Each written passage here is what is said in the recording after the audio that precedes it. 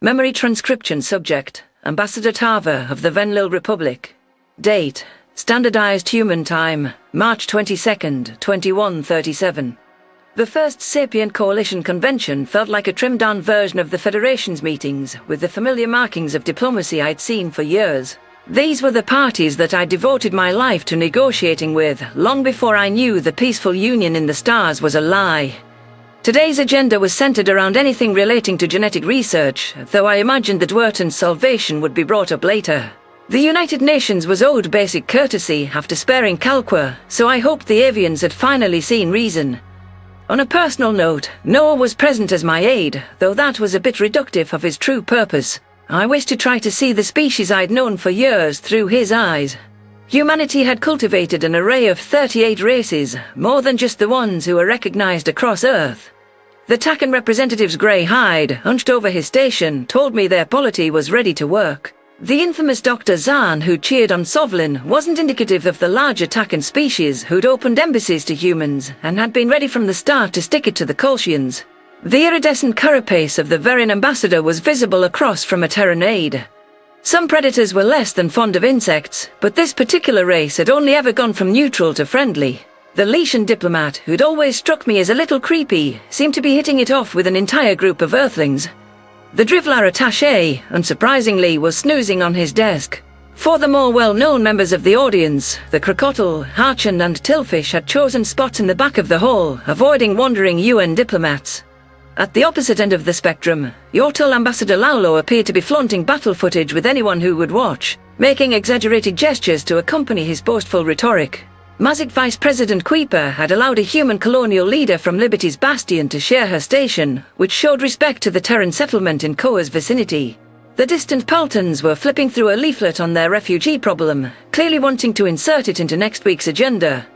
The Fissons and Nivox were full-on hawking deals on materials until the meeting started. If anyone would have told me when Noah first landed on Skalga that all these species would be sharing a hall and things would seem so normal, I would have laughed. To think Terrans would be so ready to leap into diplomacy despite their checkered past, it was unthinkable from what we all knew of them. Noah offered a gentle smile. It's nice not to have to worry so much about appearances, love. Honestly, the United Nations is probably happy on the conflict of interest issue from my side, I mean. The Venlil were special circumstances, or our people would have never allowed an astronaut who's very close to the governor to be handling our business. Yeah, I suppose our connection was a diplomatic dilemma. Hopefully Governor Veln doesn't prove too much to manage for your successor. He's ambitious. Veln is shifty, but two can play that game. If he wants to try to outmaneuver a genuine human diplomat, well, he doesn't know what he's in for. The Venlil people didn't know how lucky they were to have someone honest, feeling and sincere like you in office. Heaven knows, I wish we had heartfelt people like you filling positions of power back home. Earth will never forget what you did for us, and I'm glad we have you here at the SC now. You care. Of course I do. That's why when I heard from some Terran counterparts that you wanted to talk about various gene edits, namely research done to reverse the cure, I made sure to put the Venlil's tampering on the list. And I invited a guest to speak about what affected humans have gone through. I appreciate what you're going for, but this might not be the most sympathetic audience for a predator wanting to regain the ability to eat flesh. I'm surprised the UN saw that as a good strategy. Who did you invite? Me. A gruff voice echoed behind me.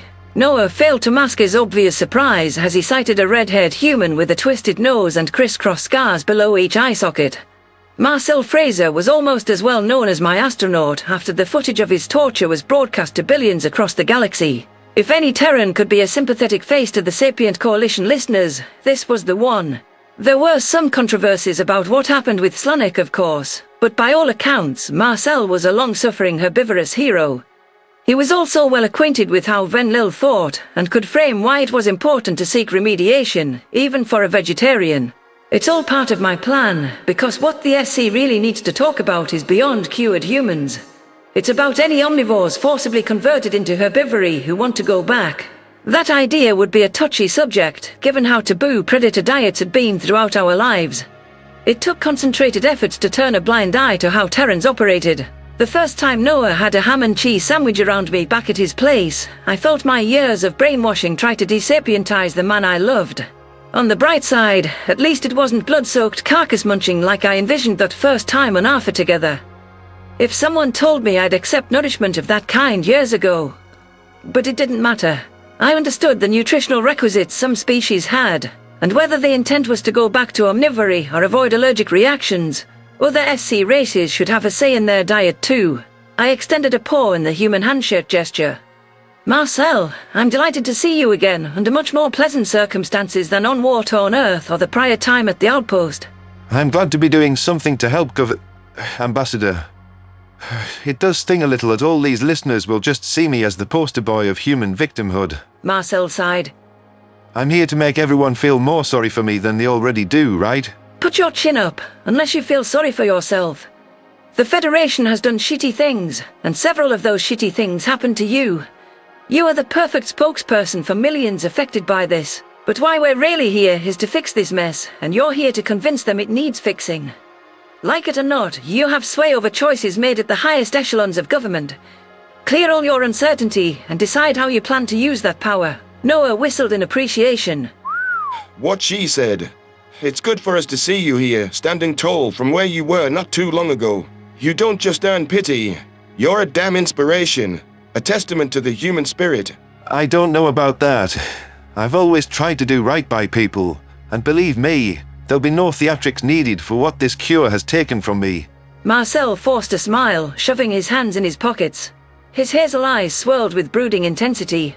I volunteered for the prototype antidote. The risks are worth it to me. Don't get me wrong, I appreciate all our researchers, but having the archive spell out exact gene edits is what made it feasible. I wonder whether you'll pursue reverse mods for the Venlil. I tilted my head to one side.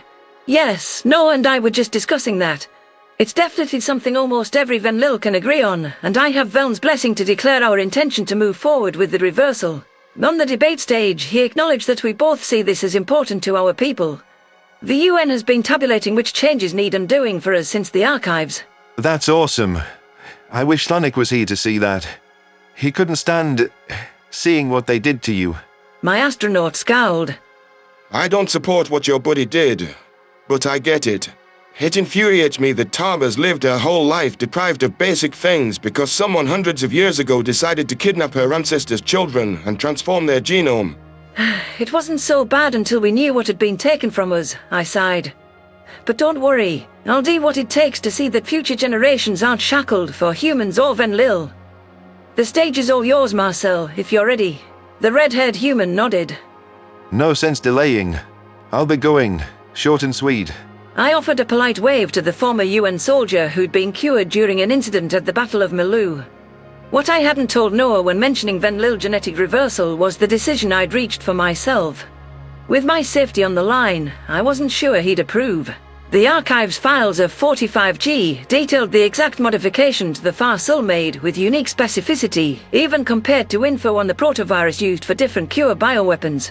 That entire file cluster was a changelog for my species. The Terrans had run simulations suggesting they could reverse the gene edits for Venlil kind, but it might be difficult to persuade others of my kind to trust those supposed corrections. For starters, we would never enjoy the benefits of properly developed limbs or olfactory organs.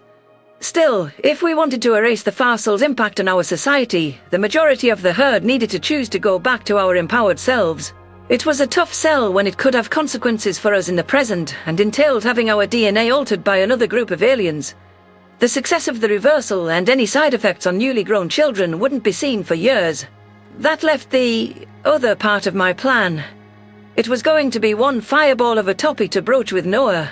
I hadn't asked how the human felt about children. Obviously, it wasn't possible between the two of us, so starting a family never had a reason to come up. Noah would make a wonderful father, but even if he's somehow okay with this outlandish idea, it won't truly be his kid. Bloodlines are important to humans, as I understand it. Marcel stepped to the podium, clearing his throat. Hello. Ambassadors of the Sapient Coalition, it's an honor. I've always loved the diversity of life on my homeworld, and though finding it in the stars has brought a ton of suffering for me and my people, it is wonderful to see dozens of races that do share our vision. Maybe other humans haven't told you this, but we revered and feared extraterrestrials when you were the stuff of myth. I find that our fears may have lacked imagination. An attempt to destroy our planet, followed by a bioweapon designed to force fundamental changes upon us, bested our spooky sci-fi tropes. The Thafki ambassador raised a paw. Excuse me, you're Marcel, right? The one that was beaten half to death. Of course, I should have introduced myself. Most of you know me as the exchange participant who was taken prisoner and got his face makeover from a Gajit claws with a complimentary 10 days of starvation. Fun times. What you may not know is that I was later dosed by an aerosolized version of the cure, which triggered a severe initial reaction that left me bedridden for weeks. Breathing in vapors of animal products, it can send me into anaphylaxis. I carry an EpiPen around at all times, just in case now, even here. You're saying you're a forcibly converted omnivore like us? Crocodile Ambassador Nuela chirped. Precisely. I'm here to lay out why that's a problem. A public health hazard for anyone who's had the effects of this bioweapon passed along. I was already a vegetarian, yet the slightest trace of anything that's an animal can kill me now. I can't live on my homeworld around my family. I shudder to think how many unexplained incidents occur on worlds of fully cured species. You can have sincere intentions never to go near predator food, but a bug accidentally gets in the meal, or an animal brushes up against a crop you don't wash fully. Problem. It could be you, your children, or anyone you care about. Everyone's biology reacts differently. Forced herbivorism can't be allowed to exist in a free society. Mazik dignitary Creeper looked displeased. I'm not an omnivore, but wouldn't undoing the cure mean people could eat meat? That really isn't acceptable in our cultures. Maybe it should just be left alone, and the cured peoples can be more careful with food prep, rather than all of us opening the door to dead meals. Look, I care about what I put in my body too. I always understood how you feel about predation and how the idea of it sickens you. But if you believe in something this strongly, you won't change your mind just because you have the choice to change. You believe that these societies are moral and righteous due to dietary abstinence, yet they don't have the free will to do anything else. They're forced to comply. How is it righteous at all when it's the only path you can take? All the cure does is risk the lives of people who would supposedly stay the course regardless. I raised my tail. For my fellow delegates' information, Marcel will be on a human trial of the cure reversal drug to test its efficacy. I can speak to the fact that facile gene edits are never harmless, and always about controlling anyone who defies their indoctrination. Thank you, Ambassador. I've said my piece, but I wanted it to be clear how much suffering it's caused me. I don't feel that I deserve this. I don't feel that your grandchildren deserve this either. I'll take my leave, and according to my notes, you're supposed to have a short recess to discuss this. Please support safety and choice. The red-haired human ducked his head, and some of the more Terran-familiar individuals tried to make smacking sounds against their desks to imitate applause. It was always refreshing to see bits of human culture catching on. I appreciated clapping as an unmissable way to let the speaker know their words were appreciated.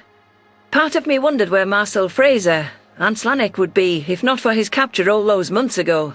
Another aspect of my brain wondered where the Van Nil would be now had we never been turned into our present state. I didn't know if it would be a better outcome, but it would be more authentic. Marcel is right about none of the gene-modded species deserving this. We need to make this right for the next generation. I have to hope Noah takes what I'm about to say well. Hey, Noah? My chest was a bundle of nerves, though not in the same way as when I first accepted the binocular-eyed captain's hail. I'm sorry to spring this on you, but can we have a word somewhere private? There's something I need to tell you. The human flinched. Uh-oh. I don't like the sound of that. Have I done something wrong? Are we breaking up? What? No, it has to do with what we're about to talk about when I take the stage.